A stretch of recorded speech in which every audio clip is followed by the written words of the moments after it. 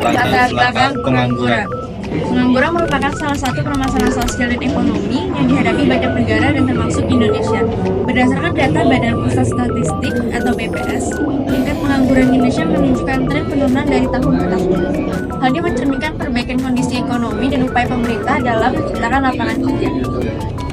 Namun, jika dibandingkan dengan negara-negara ASEAN lainnya, tingkat pengangguran di Indonesia masih relatif tinggi.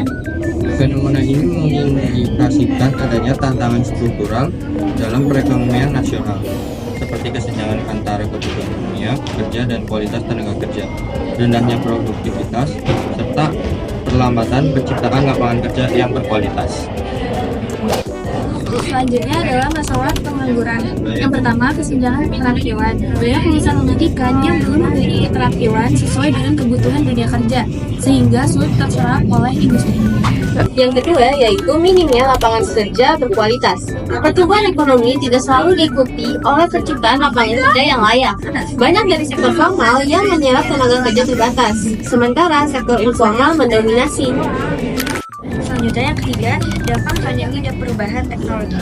Pandemi COVID-19 telah mempercepat adopsi teknologi yang di satu sisi menciptakan peluang banyak, tetapi juga menggantikan banyak pekerjaan tradisional.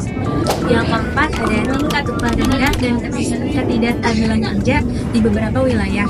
Upah yang tidak memadai membuat pekerja cenderung berpindah-pindah, yang pada akhirnya meningkatkan tingkat pengangguran terbuka. Solusi pengangguran. Yang pertama, peningkatan kualitas pendidikan dan pelatihan. Pemerintah perlu memperluas program pendidikan vokasi dan pelatihan kerja berbasis kebutuhan pasar. Kolaborasi antara institusi pendidikan dan industri untuk menciptakan kurikulum yang relevan dalam dunia kerja. Yang kedua, pengembangan UMKM dan startup. Mempermudah akses permodalan pelatihan bagi pelaku UMKM dan startup agar menciptakan lebih banyak lapangan kerja. Yang ketiga, mendorong investasi dan infrastruktur. Pemerintah dapat menarik investasi dengan meningkatkan infrastruktur dan menyederhanakan regulasi.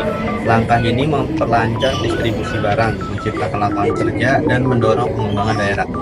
Investasi yang tumbuh akan memperkuat ekonomi, mengurangi kesenjangan, dan meningkatkan kesejahteraan masyarakat.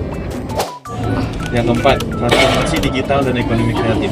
Transformasi digital dan ekonomi kreatif bisa membantu dalam mengurangi pengangguran dengan menciptakan pekerjaan baru seperti di toko online, pekerjaan dengan berbasis aplikasi, dan industri kreatif seperti fashion atau pembuatan konten. Meski ada tantangan seperti sulitnya akses teknologi dan kurangnya modal, masalah ini bisa diatasi dengan pelatihan, perbaikan internet, dan bantuan dana. Cara ini membuka lebih banyak lapangan kerja dan meningkatkan keterampilan masyarakat sekaligus mendukung pertumbuhan ekonomi. Program jaminan sosial dan kesejahteraan pekerja memberikan bantuan kepada pengangguran melalui program jaminan sosial sembari membekali mereka dengan pelatihan keterampilan baru.